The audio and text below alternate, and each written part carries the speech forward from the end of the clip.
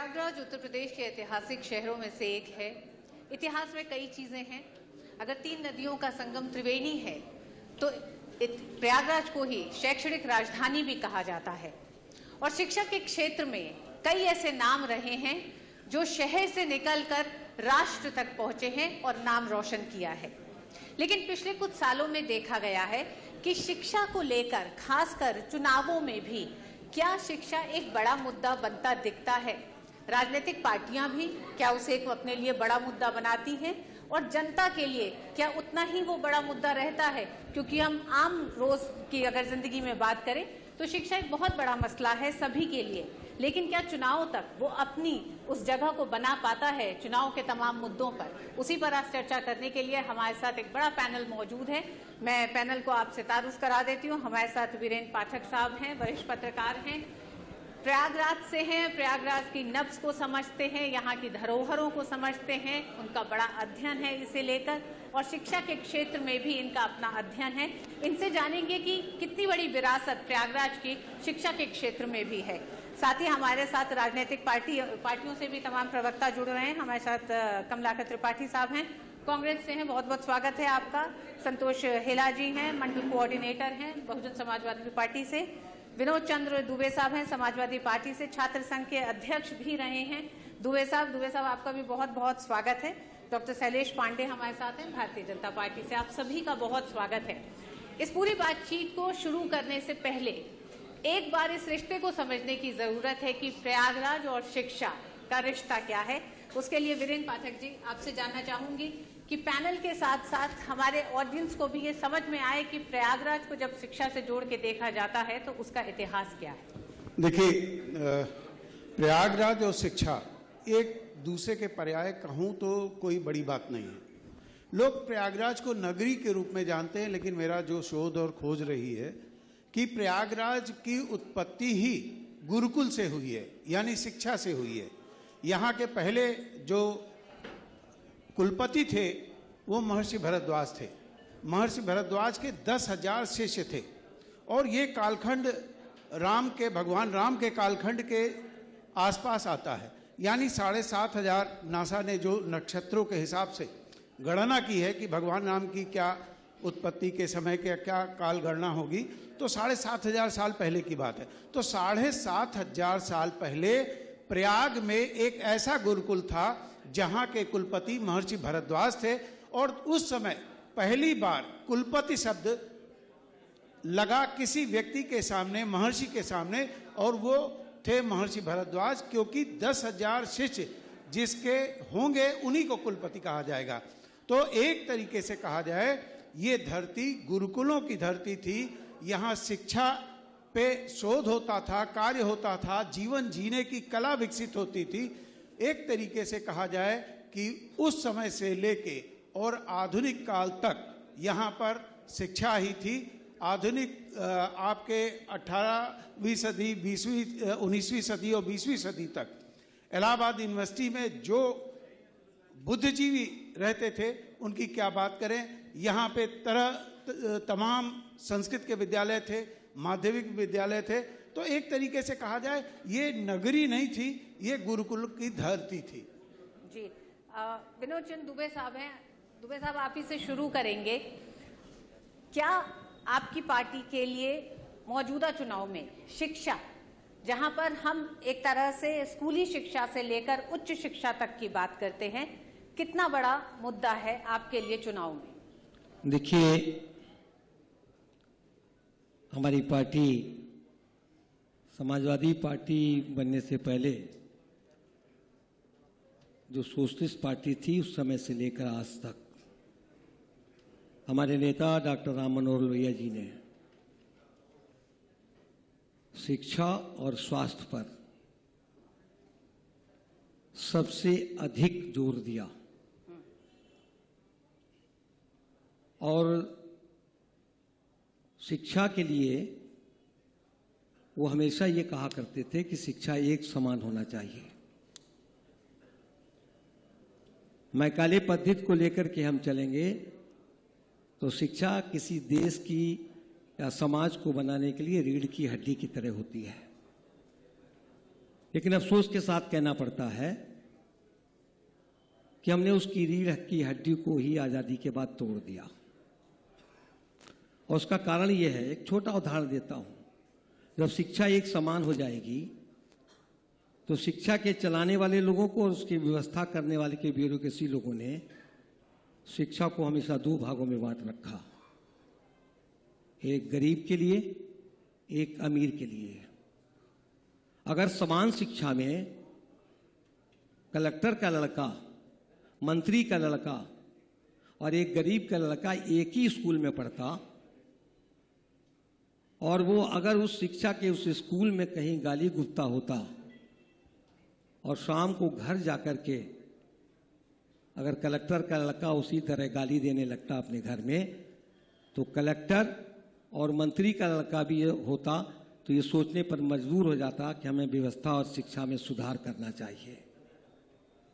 लेकिन आज ये दो भागों में बटी हुई शिक्षा, उस तरफ कोई नहीं चिंता कर रहा है कि जहां गरीब की शिक्षा है। अंग्रेजी स्कूल में पढ़ने वाले वो लोग एक तरफ अभिजात वर्ग की तरफ चले गए और गरीबी की तरफ पढ़ने वाले लोग दिन पर दिन शिक्षा के स्तर में गिरावट को देख करके मन महसूस करके रह गए और पूरी की पूरी शिक्षा इस देश में दो भागों में बढ़ गई। एक मिनट में एक को लेकर 3 मुद्दे क्या है समाजवादी पार्टी के? देखिए, हम लोगों के मुद्दे एक है, आज उसका एक छोटा जीता जागता उदाहरण है। जिस समय इलाहाबाद विश्वविद्यालय, अभी पाठक जी ने कहा,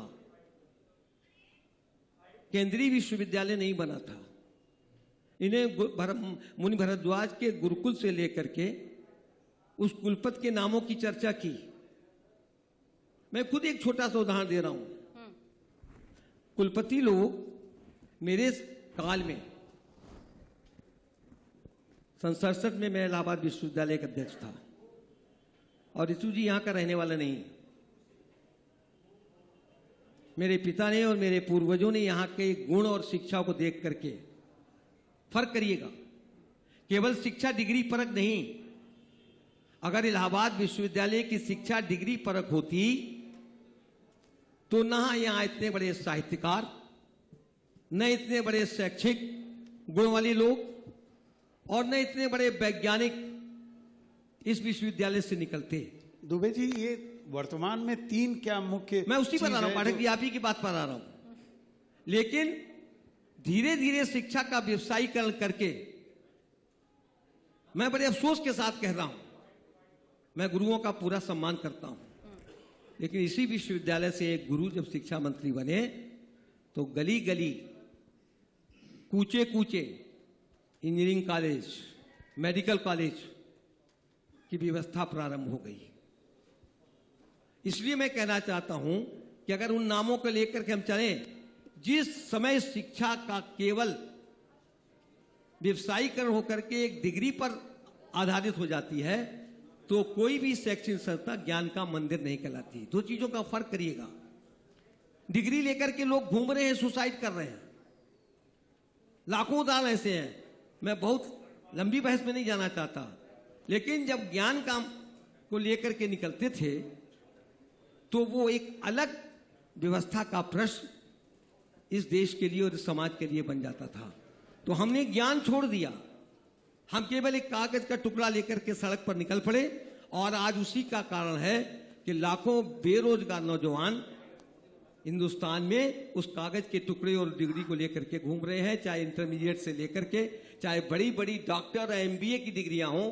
आज हमारी शिक्षा व्यवस्था का यह स्वरूप हो गया है। दुबे साहब, शिक्षा की गुणवत्ता आपका मसला है, शिक्षा के बाद का रोजगार आपका मसला है, शिक्षा से जुड़ा मसला आपका शिक्षा में गुणवत्ता और समानता, पूरे समाज के लिए एक तरह की शिक्षा हो और गुणवत्ता की शिक्षा हो, तभी समाज सुधरेगा और तभी देश कहीं न कहीं अपने आप में तरक्की के रास्ते पर जाएगा। ठीक है, ये तब समझ में आएगा क्या भारतीय जनता पार्टी जो मौजूदा सत्ता में है उसने शिक्षा की दिशा में कितना काम मैंने किया आपको बता दिया। लेकिन उससे पहले कमलाकर त्रिपाठी जी मेघालय की शिक्षा नीति से लेकर आज तक में अगर किसी से पूछ लीजिए आप इस शहर में जी कि जब से इलाहाबाद विश्वविद्यालय केंद्रीय विश्वविद्यालय बना है, आज इतने सालों के बाद 7 से अध्यापकों की जगह खाली है। 1-2 नहीं, बिल्कुल अध्यापक की जगह नहीं भरते जा रहे हैं। कुलपति को इसकी चिंता नहीं है। अजान का लाउड स्पीकर तेज बज रहा है। जो कुलपति जी शादी होकर के उसी घर में आई तब उनको अजान नहीं लगी, और जब वाइस चांसलर बन करके आ गई तो उनको अजान की लाउड स्पीकर का डर सताने लगा। ये सोच शिक्षा का हो गया। डॉक्टर शैलेश जी, एक बार फिर जब बात शिक्षा की हुई है, माफ करिएगा दुबे जी, ये बात चुनाव में शुरू से नहीं, अभी मैं इनका पक्ष पहले सुन लूं। ये बात शुरू से है कि जब बड़े मसलों की बात है, जो जनता से जुड़े मसले हैं, उसमें क्यों अजान आ जाता है, क्यों पाकिस्तान आ जाता है, क्यों तमाम वो चीजें आ जाती हैं। एक बार अब जवाब ले लेते हैं डॉक्टर शैलेश से, क्योंकि आपने कई बातें कही हैं। जी, मैं आपको सबसे पहले तो धन्यवाद देना चाहता हूं कि आपने इतने गंभीर मुद्दे पर यहां पर ये विषय रखा।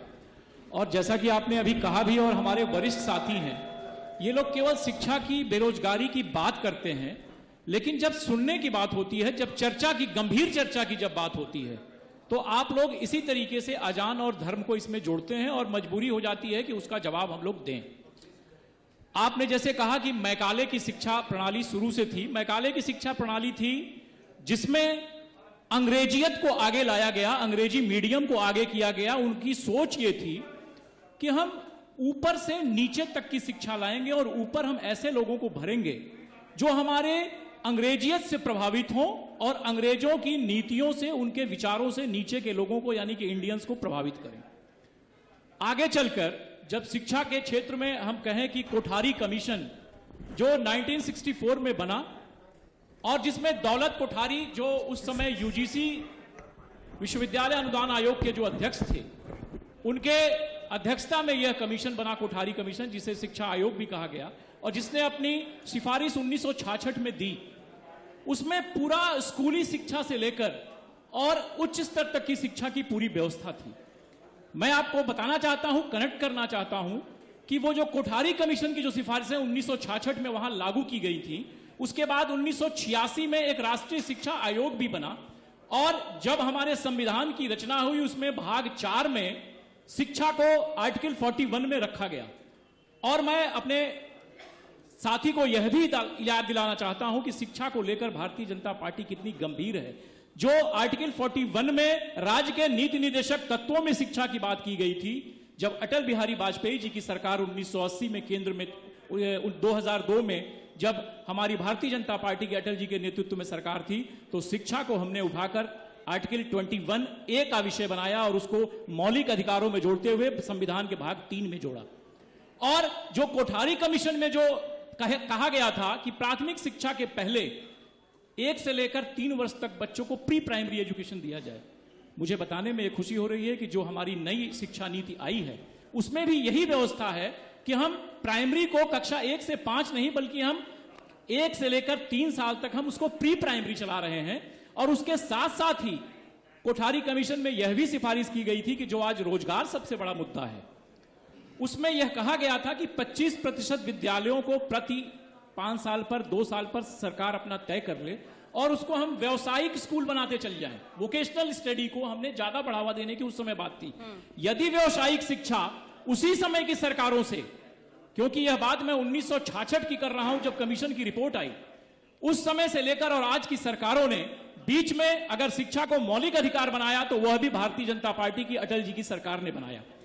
कांग्रेस की तरफ से 2009 में राइट टू एजुकेशन एक्ट आया, आरटीई जिसे कहा गया, 2009, जिसमें 6 वर्ष से लेकर और 14 वर्ष के बच्चों के लिए निःशुल्क शिक्षा का प्रावधान किया गया। परंतु मुझे यह कहने में कोई गुरेज नहीं है कि वह सिर्फ कानून तक सीमित रहा, कहीं पर भी शिक्षा का अधिकार लोगों को नहीं मिला। भारतीय जनता पार्टी की भी सोच यही है कि बढ़े कदम अब वही रुकेंगे, कृष्ण सुदामा साथ पढ़ेंगे। और शायद यही कारण है कि हमने उत्तर प्रदेश में, चाहे वो अभी हमारा वो कक्षा 6 से और 12 तक की व्यवस्था थी, कि हमने माध्यमिक विद्यालयों में एनसीईआरटी की बुक्स लागू की। जो केंद्रीय विद्यालय सीबीएसई बोर्ड में बच्चे पढ़ते हैं एनसीईआरटी की बुक्स, वही हमारे माध्यमिक विद्यालयों में भी बच्चे पढ़ें, और कहीं ना कहीं समानता का अधिकार, शिक्षा हमारी एक रूपता धारण करे। कभी ये ना हो कि बड़े बच्चे, जो बड़े धनी लोगों के बच्चे हैं, वो अंग्रेजी माध्यम में पढ़ रहे हैं, सीबीएसई के केंद्रीय विद्यालय में पढ़ रहे हैं, और गरीब बच्चे माध्यमिक विद्यालय में पढ़ रहे हैं। तो हमने पाठ्यक्रम एक किया, यह भी उत्तर प्रदेश की सरकार ने ही किया है। तो आप इससे समझ सकते हैं कि जितने भी शैक्षिक सुधार हुए, इलाहाबाद विश्वविद्यालय की आपने चर्चा की, इलाहाबाद विश्वविद्यालय केंद्रीय विश्वविद्यालय भारतीय जनता पार्टी ने बनाया। यहां मुक्त विश्वविद्यालय जो ओपन यूनिवर्सिटी बनी वह भी भारतीय जनता पार्टी ने बनाया। जो यहां पर IEIT ये महिला पॉलिटेक्निक बना उसको भी भारतीय जनता पार्टी की ही सरकार, इसके पूर्व की सरकार ने बनाया। तो भारतीय जनता पार्टी शिक्षा पर तो चाहती है कि हम चर्चा करें, लेकिन विपक्षी नहीं चाहते कि शिक्षा का स्तर सुधरे। अखिलेश यादव जी की जब सरकार थी तो शिक्षा के साथ प्रयोग किया गया और उन्होंने जाते जाते, मैं आपको बताना चाहूंगा, आप रिकॉर्ड देख लीजिएगा कि वो पुस्तकीय परीक्षा प्रणाली लागू करना चाहते थे। 2016 में उन्होंने इसकी कमेटी बना दी थी। अब शिक्षा का स्तर कहां जाएगा? हमने नकल अध्यादेश लगाया, कल्याण सिंह जी की सरकार थी, राजनाथ सिंह जी शिक्षा मंत्री थे, उन्होंने नकल अध्यादेश लागू किया, शिक्षा की गुणवत्ता बढ़ी। अभी हमारे साथी गुणवत्ता की बात कर रहे थे, लेकिन उसके चलते हमारी सरकार भी गई, लेकिन हमने शिक्षा के साथ कभी भी कोई समझौता नहीं किया। डॉक्टर शैलेश जी, इस पे तो हम जाएंगे ही, क्योंकि विपक्ष, कमलाकर जी, विपक्ष का काम ये होता है कि उन तमाम मुद्दों को कम से कम सत्ता के सामने चुनाव के समय रखे जो मुद्दे आम जनता के हैं। क्या आपकी पार्टी के लिए शिक्षा इतना बड़ा मुद्दा है? क्योंकि हमने देखा जिस तरह से कई विधान में घोषणा पत्र आया है कांग्रेस में, उसमें शिक्षा को लेकर क्या है? ऋतु जी, कांग्रेस पार्टी शुरू से खुला दाखिला, सस्ती शिक्षा, लोकतंत्र की यही परीक्षा, इस नारे के साथ चलती रही है। और राजीव गांधी जी के समय में 86 में जो एजुकेशन पॉलिसी आती है उसका परिणाम यह होता है, उसका रिजल्टेंट फैक्टर यह है कि पूरे ग्लोबली हम आईटी सेक्टर में और तमाम टेक्नोलॉजी के सेक्टर में लीड करते हैं पूरे विश्व में। आज के समय में क्या हो रहा है? भारतीय जनता पार्टी की सरकार रोजगार की बात, पढ़ाई की बात कर रही है और रोजगार के नाम पे क्या कर रही है? पकौड़ा तलो। और पकौड़ा भी इनके मंत्री खुद ही तलने लग रहे हैं। इसी इलाहाबाद में गोपाल गुप्ता नंदी जी तल रहे थे। सुनिए बात को जी। यहां पर स्थिति यह है कि जब लड़का रोजगार मांगता है तो अभी कुछ दिन पहले इसी प्रयाग में लड़कों को जब वो अपने हकों की मांग कर रहे थे, रोजगार की मांग कर रहे थे, पढ़ाई किस लिए करता है आदमी? एक तो चरित्र निर्माण के लिए पढ़ाई होनी चाहिए और दूसरी जीविकोपार्जन के लिए। जब वो अपने जीविकोपार्जन की बात करता है तो उसको लॉजेस में, हॉस्टल में घुस घुस करके डंडों से मारा गया। और यही नौजवान इस चुनाव में इनको ये बात दिखा देगा कि जो इन्होंने किया है। राजीव गांधी जी के समय में प्राइमरी और बेसिक मिडिल एजुकेशन के लिए नवोदय विद्यालयों का कॉन्सेप्ट आया। जो गरीब का बच्चा था, जो टैलेंट था, उसकी पूरी पढ़ाई का, रहने का, खाने का सारा खर्चा सरकार वहन करती थी। इन्होंने क्या किया? शिक्षा का व्यवसायीकरण कर दिया। व्यवसायिक शिक्षा देने के नाम पर ये यहां हम लोग के समय में जो हमारी एजुकेशन पॉलिसी थी उसमें हमने 8.5% बजट रखा था टोटल जीडीपी का। 8.5%। मैं ऑन द रिकॉर्ड बोल रहा हूं, आपने 2% कम किया है। और सुन लीजिए, गलत आप बोल रहे हैं, मैं ऑन द रिकॉर्ड कह रहा हूं। पीवी नरसिंह राव की सरकार में 8.5% बजट और ये मनमोहन सिंह जी की सरकार में हमने 2%। बीच में गलत बात मत बोलिए, फिर मैं कह रहा हूं, मैं गलत तथ्यों को नहीं बोल रहा हूं। इतनी छटपटाहट क्यों हो रही है? इनको छटपटाहट इसलिए हो रही है क्योंकि इन्होंने 2% कम किया है, बजट को 2% कम किया एजुकेशन के। ये रोजगार दे पा रहे हैं, न ये शिक्षा दे पा रहे हैं। और दे कैसे? डॉक्टर शैलेश जी, डॉक्टर उन्हें अपनी बात पूरी कर लें दीजिए फिर। जी, कॉन्क्लेव है, डिबेट नहीं है। हाँ। और आपको इस तरह से इनको दे, आप अपनी कृपया झूठी बात ना करिए। मेरा कहने का मतलब यह है कि तथ्यात्मक बातें करिए। डॉक्टर शैलेश जी, आपने अपनी आपत्ति बता दी। पहले भी आप दे चुके हैं। आपने अपनी आपत्ति आंकड़ों पे बता दीजिए, अपनी अगर बात पूरी आंकड़े सच है इनके, तो प्राइमरी स्कूलों में बच्चे क्यों नहीं हैं? आज हैं, बढ़ रहे हैं। सुनिए एक मिनट, बढ़ रहे हैं। आप आप रिकॉर्ड दिखा के देख लीजिए, सर्वे कराइए, आप सर्वे करा लीजिए। गली गली कूचे किंडरगार्टन स्कूल खुलने का गांव में क्यों ये परंपराएं पड़ रही हैं? आपकी कहीं शिक्षा नीति जी, ये शिक्षा क्या देंगे जहां प्रधानमंत्री की डिग्री और इनके एचआरडी पूर्व मिनिस्टर। आप ये राजनीति यहाँ भाषण न पढ़िए, बड़े गंभीर मुद्दा है, कमलाकर जी, बहुत गंभीर मुद्दा है शिक्षा, इसका राजनीतिकरण न करिए। व्यक्तिगत आरोप इस मंच से नहीं। कमलाकर जी, हम एक सुनिए पहले हमारी बात। हम एक सार्थक बातचीत कर रहे हैं, एक संवेदनशील ये मसला होता है जब आप शिक्षा की बात करते हैं, बच्चों के भविष्यों से, देश के भविष्य से जुड़ा। मैं भी पूरा कृपया एक बात कृपया कोई ऐसी बात सुनिए कमलाकर जी। कमलाकर जी मुझे एक बात बता दीजिए, क्या इनके आप मंत्री ने नहीं कहा कि भीख मांगना रोजगार है? नहीं कहा, बिल्कुल नहीं कहा, झूठ बोल रहे हैं, बिल्कुल नहीं कहा, पूरे टीवी पे इस बात का बिल्कुल नहीं कहा। बताइए कब कहा, किसने कहा, बताइए आप कब कहा? आपके गृह मंत्री ने कहा है। बिल्कुल नहीं कहा है, एकदम कहा आप है। डीडी न्यूज के सम्मानित चैनल पर ये आप बेबुनियादी आरोप लगा रहे हैं। कोई भी सम्मानित व्यक्ति इस तरीके की बात कभी नहीं कहेगा। रोजगार बताया गया कि नहीं बताया गया? उसमें मैं उसका जवाब दे रहा हूं आपको, मैं उसका जवाब दे रहा हूं ना, आप सुनिए मुझसे, आप डिग्री आप मुझसे सुनिए तो। हम जो है अपनी उससे बहस को- पकौड़ा तलवाएंगे आप, कमलाकर जी। आप उससे रिक्शा खिंचवाएंगे, कमलाकर आप जी। उसको रोजगार बताएंगे। कमलाकर जी, हम अपनी चर्चा को चुनाव प्रचार न बनाएं इस मंच से। मेरी आपसे विनती है, प्लीज विनती है। शिक्षा, है ना? देखिए शिक्षा के विषय की बात हो रही है और आप लोग राजनीतिक पार्टी के लोग सदैव से ये एक कहते मिनट, हैं। अपनी इस बातचीत में हेला जी को हम शामिल कर लें। मैंने विषय को बाबा साहब अम्बेडकर का मैंने कहना विषय था को पूरी कि तरीके शिक्षा से वो औजार है जो हर मैंने- शोषित हाशिए पे खड़े आदमी को मजबूत करेगा। नीतू जी, क्या आपको लगता है? नीतू जी, मैंने आपकी विषय पार्टी को ने बहुत जवाब- गंभीर तरीके से रखा और आपसे यह भी कह रहा हूं, आपने गंभीरता से रखा। एक सवाल का जवाब मैं पूछना चाहता हूं। क्या ईंट गारे से बिल्डिंग बना देने से, उसमें छात्रों के दाखिले लेने से, अगर यही सवाल था तो इस देश के सबसे बड़े विश्वविद्यालय में जो केंद्रीय विश्वविद्यालय बना है, इसका जवाब दें कि आज तक 700 अध्यापकों के पद क्यों खाली हैं? बिल्कुल, बहुत बड़ा मसला है। एक बार हम हेला जी की बात सुन ले कि इनकी पार्टी के लिए शिक्षा को लेकर। मैंने अजान की बात नहीं की थी, मैंने वाइस चांसलर के, हाँ। मैं किसी व्यक्ति के लिए नहीं कह रहा हूँ, महिला जी। के लिए मेरे पूरा सम्मान है, लेकिन बिल्कुल। कह रहा हूँ इनको दुबे जी इनको बोल देने एक मिनट बस, एक सेकंड में बात पानी जी खत्म कर रहा हूँ। हेला मैं जी, कह- ये हमारी मैं कह चर्चा रहा आगे हूँ बढ़ेगी ना। कि हाँ। केंद्रीय समय कम है, विश्वविद्यालय, सबको बोल देने। केंद्रीय विश्वविद्यालय बनने के बाद किसी से पूछ लीजिए इलाहाबाद की गली सड़क में जाके किसी विश्वविद्यालय के लड़के से, उसके अभिभावक से, कि जो केंद्रीय विश्वविद्यालय बनने के बाद इलाहाबाद का स्तर बना है, केवल टीचरों की कुछ प्रतिशत तनख्वाह बढ़ी है और विश्वविद्यालय में शैक्षणिक स्तर गिरता चला गया है। बिल्कुल दुबे जी, उसका जवाब भी लेंगे। बहुत बहुत चलिए, धन्यवाद आपको कि आपने मौका दिया हम लोगों को बैठने का। हम आपके बीच में बताना चाहते हैं कि इस देश में हम लोग यदि स्थापित हैं तो शिक्षा की बदौलत। बाबा साहब डॉक्टर अम्बेडकर ने कहा था कि शिक्षा वो शेरनी का दूध है जो पिएगा वो दहाड़ेगा। और बाबा साहब डॉक्टर अम्बेडकर की विचारधारा थी, उनकी सोच थी, उन्होंने संविधान में व्यवस्था दी कि जिस देश में महिलाएं पढ़ी लिखी नहीं होगी उस देश का कभी विकास नहीं हो सकता। तो उनकी सोच और उनकी विचारधारा की बदौलत, चाहे वो देश की प्रथम प्रधानमंत्री इंदिरा गांधी रही हो और चाहे आयरन लेडी बहन कुमारी मायावती जी रही हो, शिक्षा की बदौलत ही इस देश में उन्होंने शासन प्रशासन करने का काम किया।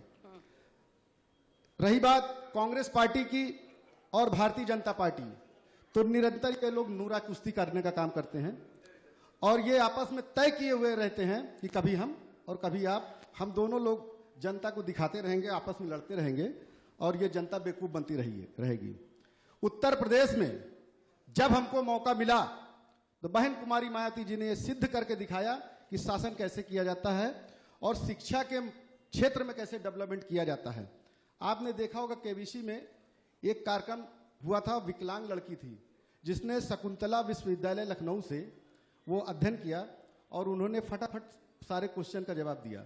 जब हमारी सरकार पूर्ण बहुमत की सरकार थी तो उस समय बहन कुमारी मायावती जी के द्वारा स्थापित किए गए इस प्रदेश में हेला जी, विपक्ष के नाते आपके पास वो क्या मुद्दे, हम क्या अपनी बात हमले बता दें हैं पहले, शिक्षा आप को पहले लेकर? हमारी बात सुन लीजिए कि हमने क्या किया, विपक्ष क्या कर रहा आपने है। जो करा वो प्रदेश जानता है, प्रदेश ने आपको उसी के लिए चुना था और फिर अगर जिन भी और फिर राजनीतिक चुनने पार्टी- जा रही उसी के लिए कि हम इस प्रदेश में शिक्षा के स्तर को बढ़ाएं, रोजगार के स्तर को बढ़ाएं और लॉ एंड ऑर्डर को मेंटेन करें। लॉ एंड वीरेंद्र पांडे जी आप थोड़ा सा शांत रहिएगा क्योंकि आप लोग बात काटना बड़ी अच्छी तरह जानते हैं।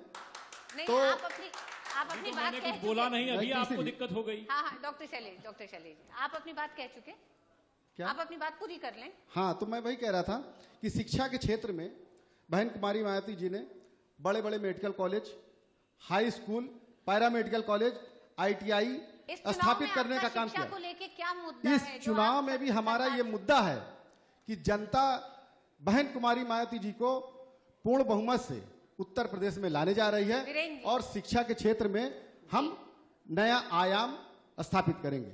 डॉक्टर शैलेश, एक तो पहले जो 700 भर्तियां नहीं हुई हैं उस पर जो आपके ऊपर एक तरह से आरोप है, ऋतु उसका जी, जवाब। आरोप आपने केवल एक केंद्रीय विश्वविद्यालय की बात की। मैं आपको प्राथमिक स्तर से लेकर शिक्षक भर्ती और- घोटाला भी हुआ है और इनके यहाँ। वो उच्च- भी पूछ लीजिए। अरे मैं सब बताऊंगा, आप काहे परेशान हैं? आपने तो 70 साल राज किया, उसका हिसाब नहीं दे रहे हैं। 70 साल का ही हिसाब आप दे उसका रहा हूं। हिसाब नहीं दे रहे हमारे हैं। समय के नवोदय 1986 में विद्यालय, हमारे आपने समय के जो 1986 का शिक्षा आयोग, उसके बाद आपकी आपने सरकारें थी, क्या क्या की किया? शिक्षा विषय पर? सुन लीजिए यूनिवर्सिटी आरोप जिसका लगाना बड़ा फाउंडेशन आसान है। स्टोन नहीं लगता अरे है, सुन लीजिए, उसको सेंटर ऑफ एक्सीलेंस उसका बनाते जवाब हैं तो आप। सुनिए, जवाब सुनिए। बनाया कि नहीं बनाया आरोप आपने क्या उसका किया? फाउंडेशन स्टोन नहीं लगा। आपने क्या किया? हमने तो इस देश में ऋतु जी, इस शिक्षा तरीके से डिबेट संस्थाओं का नहीं जाल होगा, इस बनाया। तरीके से डिबेट नहीं होगा। आप कमलाकर त्रिपाठी, तथ्यात्मक आप बात बोलेंगे करिए, तो डिबेट होगा, इसका हम बोलेंगे इसका तो नहीं राजनीति होगा। नहीं, राजनीतिकरण वाह, ना वाह, करिए, वाह, वाह। राजनीतिकरण ना करिए। अगर आप किसी शिक्षा उसको इस जैसे तरह से धमकाइए। अब आप देख सकते आप हैं करना उनका कि काम ये है, वो काम कांग्रेस है। के हमारे साथी शिक्षा पर कितना बारी बारी गंभीर से है, बोलिए तो कम से कम सब शिक्षा लोग पर ये सुन कितना गंभीर है, ये आप इनको देख लीजिए। अभी हमारे आपने कहा कि रोजगार, मैं तो सब आप जो मैंने प्रश्न पूछेंगे चुनावी भाषण में मैं एक शब्द कह देता आप चुनावी भाषण में इस देश के माननीय प्रधानमंत्री और इस प्रदेश के मुख्यमंत्री जी से शिक्षा के बारे में किसी भाषण में एक शब्द भी किसी ने सुना हो सभागार में तो मुझे इस बात को बता दें। वीरेंद्र जी, अब मैं जी। एक अनुरोध करूंगा कि जब मैं बोलूं तो कृपया शांति से सुन लें। डॉक्टर शैलेश जी मैं संक्षेप सबका में ही जवाब बोलिए, दूंगा। फिर मैं वीरेंद्र जी के पास जाऊंगी। वीरेंद्र जी, अब डॉक्टर शैलेश बोलेंगे उससे पहले आपने विपक्ष पे भी सबको सुना है यहाँ पर। क्या आपको लगता है कि सत्ता पक्ष के सामने तमाम सवाल खड़े करने की जिम्मेदारी विपक्षी दलों की होती है? यहाँ पे भी जो शिक्षा को लेकर जो बातें हो रही हैं, क्या उसमें इन राजनीतिक पार्टियों के मुद्दे सामने आ पाए हैं शिक्षा को लेकर? हम तकरीबन 20 से 25 मिनट तक तब से अभी चर्चा कर रहे हैं। देखिए, ऐसा है, राजनीति का अपना एक चेहरा और चाल और चरित्र है, वो उसी तरीके चलती है। आप यहाँ जितने भी प्रतिनिधि बने हैं, बैठे हैं, इनकी कभी न कभी सरकार थी, कभी न कभी इन्होंने शिक्षा पे काम किया है। लेकिन अगर ये आज विनोद भाई ये बात कह रहे हैं कि गुणवत्ता नहीं है, अगर वास्तव में गुणवत्ता नहीं है तो ये किसकी खराबी है? कहीं ना कहीं तो इन्हीं लोगों की जो सत्ता पे बैठे थे उन्हीं की खराबी है। यहाँ पे कम से कम मुरली मनोहर जोशी जो शिक्षा मंत्री थे, उन्होंने IIIT दिया, बहुत सारी व्यवस्थाएं की, लेकिन आज फिर भी ये राजनीतिक खेल और बंदरबाट में शिक्षा गौड़ होके रह गई है। जो कभी जिन्होंने नकल कराई वो आज आपके गुणवत्ता पे भाषण दे रहे हैं। तो कुल मिला के राजनीति अपने तरीके चलती है, लेकिन इस चुनाव में भी शिक्षा मुद्दा नहीं है, क्योंकि शिक्षा अगर मुद्दा होती तो हाईकोर्ट का एक आदेश हुआ था जस्टिस सुधीर अग्रवाल का, वो सेटिसाइड किनारे कर दिया गया और उसमें यही बात थी कि सब वही आदमी, बात पाठक जी मैंने कही मैं थी। विनोद जी, वही बात विनोद भाई मैं बोल दूं, मैं किसी पार्टी का नहीं हूं, मैं एक आम आदमी की बात कर रहा हूं। ये आम आदमी के पास अभी भी शिक्षा के लिए परेशानी होती है, चाहे वो इस स्कूल में पढ़ाए चाहे उस स्कूल में पढ़ाए। बहुत सारी व्यवस्थाएं हैं, इसके बाद भी सुधार की अभी बहुत गुंजाइश है और इत्तेफाक ये है कि शिक्षा पीछे रह गई है, लाभार्थी योजनाएं आगे हो गई हैं। जी डॉक्टर शैलेश, आप अपनी बात कह रहे थे, अब कहिए जो जी। 700 भर्तियों की बात। बहुत बहुत धन्यवाद। पाठक जी की जो बातें हैं मैं 100% इत्तेफाक रखता हूं। देखिए, इस पे सभी को शिक्षा- सोचने की जरूरत है शिक्षा- कि हाई कोर्ट को संज्ञान क्यों लेना पड़ा शिक्षा की गुणवत्ता पे। मैं बता रहा हूं, शिक्षा एक सरकारें थी तब भी उन्हें कहना पड़ा ना कि अगर सरकारी कर्मचारी अपने बच्चों को क्यों नहीं सरकारी स्कूलों में पढ़ाता है। रीता यहाँ जी, पे भी अगर हम ऋतु बात जी, करें तो बहुत कम लोग होंगे जिनके बच्चे सरकारी स्कूलों में जा वो रहे हैं। आदेश रद्दी के कागज में चला गया, वही माननीय उच्च न्यायालय के उसी आदेश से मैंने बात शुरू की थी और वही समाजवादी सोच थी और हमारे डॉक्टर लोहिया नेता उनकी सोच थी, उसी से मैंने बात शुरू की थी। मैंने चर्चा को बहुत गंभीर बनाया था। जी। इसलिए मैं आपसे कह रहा हूं कि कोई भी सरकार हो, लेकिन जब शिक्षा का दुबे जी, व्यवसायीकरण- प्रतियोगी मैं फिर कह रहा हूं। परीक्षाओं में क्या हाल रहा है उत्तर प्रदेश में, ये भी सबने देखा मैं तो है। कहा ना, तो- ये जिम्मेदारी हम मान लीजिए हमने कुछ गलतियां की, हम एक दलीय तरफ से बोल रहे हैं, हमें जनता ने उसकी सजा दे दी, लेकिन आप उस बात को नगण्य और गौर कर करके दूसरे मुद्दों को भटका रहे हैं, तो मुझे तो ये लग रहा है कि ये बिल्कुल जादूगरी है। और फिर वही जादूगरी के लिए मैंने आपसे कहा था, एक मिनट, मैंने जादूगरी के लिए कहा था कि जब चुनावी मुद्दे पर आप बहस कर रही हैं और चुनावी मुद्दे के लिए देश के भविष्य और शिक्षा के लिए राजनीतिकरण होने लगे, व्यवसायीकरण होने लगे, तो फिर देश का सबसे बड़ा मालिक जिम्मेदार होता है। और जब वो मालिक ही कहीं न कहीं जगलरी करने लगे, तो मैंने आपसे 2 लाइन सुबह कही थी, याद करिए। जी जी, कमलाकर त्रिपाठी जी, आप कि रितु जी, जिसकी अदाकारी में, जिसमें मैंने अदाकारी व्यक्ति- शामिल हो या आरोप, व्यक्तिगत टिप्पणी से मना किया है मैंने, दुबे जी, हाँ। मेरे मन से नहीं।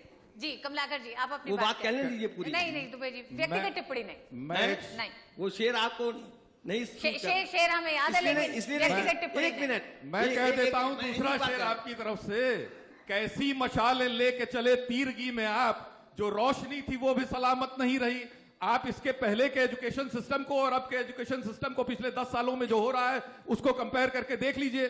आपने शिक्षा के व्यवसायीकरण के नाम पर एजुकेशन को इतना महंगा कर दिया और सब कुछ प्राइवेटाइज कर दिया। ये जियो यूनिवर्सिटी जिसका फाउंडेशन स्टोन नहीं ले होता है, उसको सेंटर ऑफ एक्सीलेंस का दर्जा देते हैं।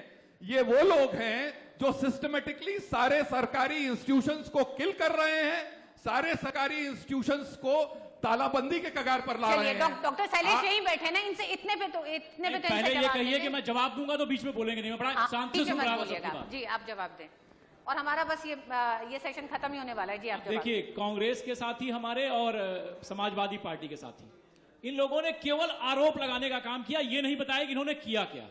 मैंने बताया था, फिर बता रहा हूं। फिर आप शुरू हो रहे हैं। अरे भैया थोड़ा सा धैर्य रखिए, शिक्षण थोड़ा संस्थाओं से धैर्य लेकर रखिए, के थोड़ा धैर्य रखिए विद्यालयों से लेकर के अरे पूरे थोड़ा धैर्य हिंदुस्तान रखिए। भर में 653 यूनिवर्सिटीज का पूरा उनको जाल बात पूरी बिछाया। करने दीजिए सर, उनको बात पूरी क्या करने किया दीजिए। बताना। बात खत्म भाई, तो ये करने सामने दीजिए। सामने कह रहे हैं कि ये डिबेट बात नहीं है, को उनको आगे अपनी करके बात बारी तो आए कहिए। तो आप और बोलिए क्या ना, करने वाले आपकी जब हैं, बारी आए तो दोनों आप चीजें बोलिए। बताई गई हैं। बीच में क्यों बोल रहे हैं आप? आपकी जब बारी आए तो आप आप बोलिए। बीच में बोल रहे थे तो मैंने तो नहीं बोला। नहीं तो उसके बाद तो मैं शांत हो गया ना, आपको पूरा मौका मिला ना। शुरुआत अगर आपने की तो देखिए, मैं करूंगा। रत्नाकर त्रिपाठी जी, उनको देखिए, बात पूरी करने दीजिए। इनके बात पूरी करने इनके दीजिए कृपया। कांग्रेस के लोग हताहत हो चुके हैं। नहीं डॉक्टर शैलेश जी, और आप शिक्षा मैं पे केवल अपनी बात शिक्षा पर ही करें। हताशा तो बोलूंगा, मैं PMC केवल के शिक्षा सामने पर आ गई बोलूंगा, है। मुझे पूरे केवल देश भर आरोप में नहीं लगाना, जो मैं शिक्षा पर लैंग्वेज हो गई बोलूंगा। है, वो शिक्षा पे हताशा तो बोल रहे PM हैं। के सामने ये है। सुनना नहीं चाहते, त्रिपाठी जी सुनना नहीं चाहते। शिक्षा व्यवस्था आप बताएंगे। नहीं त्रिपाठी जी, आप चलिए, अगर ये लोग नहीं बोलते तो हम ही बोल देते हैं। खत्म। आप सुनिए, मुझे। अगर ये लोग नहीं बोलते तो आप- हम ही बोल देते हैं। आप जब कांग्रेस की हमारी- सरकार रही है तो इस देश की बुनियादी शिक्षा को इन लोगों ने कटोरा थमाने का काम किया, और जब भारतीय जनता पार्टी की सरकार आई कांग्रेस की तो सरकार इतना महंगा में- कर दिया, इतना महंगा कर दिया कांग्रेस की कि सरकार मेडिकल ने में, इंजीनियरिंग कॉलेज को मंत्री बनाया में था। दलित समाज के, बैकवर्ड समाज के लोग जा ही ना पाए, इतना महंगा कर दिया। हेला जी, त्रिपाठी जी अब आप रुक जाए। डॉक्टर शैलेश आप बात करें, त्रिपाठी जी बीच में मत बोलिएगा, उनकी बात खत्म होने दीजिए उसके बाद। मैं ये कह रहा था रितु जी, धन्यवाद आपको, कि अभी हमारे वरिष्ठ साथी हैं समाजवादी के, इन्होंने कहा कि, और कांग्रेस के साथी ने कहा कि शिक्षा का व्यवसायीकरण 1991 में नरसिम्हा राव की सरकार थी केंद्र में, शिक्षा का व्यवसायीकरण तो वहीं से प्रारंभ हो गया था। और मैं कह रहा हूं कि आपने इतना कुछ किया, 70 साल आप राज किए, और हमने कुल मिलाकर पार्ट में अगर जोड़ दिया जाए तो 10 साल में शिक्षा की स्थिति इतनी खराब हो गई। और मैं जबकि गिना रहा हूं कि मैकाले से लेकर, सैडलर आयोग से लेकर, कोठारी आयोग से लेकर, और शिक्षा को मौलिक अधिकार तक बनाने का काम भारतीय जनता पार्टी ने किया। अभी आपने कहा कि सरकार भूल गए, केंद्रीय विश्वविद्यालय में पद रिक्त है। ठीक है, मैं आपकी बात से इत्तेफाक रखता हूं। और शिक्षा का स्तर केंद्रीय विश्वविद्यालयों का बजट कम किया गया है। शिक्षा का स्तर कैसे, बजट कम किया गया अरे है। आप कैसे समझेंगे त्रिपाठी जी? कम से कम हम लोग पढ़े लिखे लोग हैं, कम पढ़े लिखे लोग हैं, कम से कम इसका तो परिचय दीजिए यहाँ। और शिक्षा जैसे महत्वपूर्ण मुद्दे पर हम चर्चा कर रहे हैं। डॉक्टर शैलेश जी सारी और शिक्षा त्रिपाठी जी, संस्थाओं का ये बजट केवल कम इनके किया पास गया है। केवल बहस करने के अलावा और कोई काम नहीं। त्रिपाठी जी, जवाब आज भी की नहीं सुनना तारीख चाहते हैं। में इंफॉर्मेशन टेक्नोलॉजी के इस दौर में जहां इंफॉर्मेशन कहीं पे सीमित नहीं है, अब हर बच्चा, हर इंसान इसको देख सकता है कि किस क्षेत्र में कितना बजट आवंटित हुआ है, क्या किसको मिल रहा है। ऐसे में राजनीतिक पार्टियों के लिए ये ज्यादा बड़ी चुनौती आज की तारीख में है कि अगर ऋतु जी, शिक्षा हर को बच्चे लेकर को ये आप- नहीं पता आप है कि बहुत बीएचयू का बजट संवेदनशील कम नहीं है, होंगे, सैलरी नहीं तो मिल रही है। केवल त्रिपाठी जी को पता है, भारत एक केवल युवा त्रिपाठी देश जी है। ने सब सर्च किया है। भारत एक बच्चे युवा- हमारे अनपढ़ हैं, सब नहीं। त्रिपाठी जी के पास ज्ञान है। नहीं त्रिपाठी जी, आप बात कर रहे हैं त्रिपाठी जी और शैलेश जी, क्या बात कर रहे हैं? में रडार नहीं पकड़ेगा, क्या ये बात कर बताते रहे हैं हैं। आप? शैलेश ज्ञान जी, की बात तो बीजेपी वाले जिसके नहीं नेता करें को तो बेहतर है। राजनीति का आप ज्ञान सुन की लीजिए, बात आपसे इनके सीखना नेता नहीं है। राहुल गांधी को एनसीसी का फुल फॉर्म नहीं पता है। भैया, एनसीसी का फुल फॉर्म नहीं बता पाते इनके नेता। डॉक्टर त्रिपाठी अब व्यक्तिगत आप टिप्पणी राजनीति का नहीं, सुनिए, आप शिक्षा पर बात शिक्षा नहीं के करना चाहते क्षेत्र हैं। में 12वीं के बाद इंटर जो करा रहे हैं। प्रधानमंत्री के डॉक्टर जो शैलेश, जो 12वीं के बाद प्रधानमंत्री के इंटर जो करा रहे उम्मीदवार हैं। हैं उनको मेरा NCC का ख्याल है फुल फॉर्म नहीं मुद्दे- पता है। मुद्दे की ये बात हैं, करिए। BHU का बजट बता रहे हैं हमको। शैलेश जी, डॉक्टर मुद्दे की बात शैलेश, करिए। डॉक्टर त्रिपाठी जी, शैलेश, मुद्दे नहीं चाहते ना। नहीं, डॉक्टर ये- शैलेश, ये डॉक्टर प्रयागराज शैलेश, प्रयागराज है, रत्नाकर यहाँ जी, प्रयागराज है, रत्नाकर यहाँ जी, की गरिमा है। रत्नाकर जी और शैलेश जी एकदम सही कह रहे हैं वीरेंद्र जी, प्रयागराज की एक गरिमा है। शिक्षा की इसको राजधानी, शैक्षणिक संस्थानों की राजधानी कहा जाता है।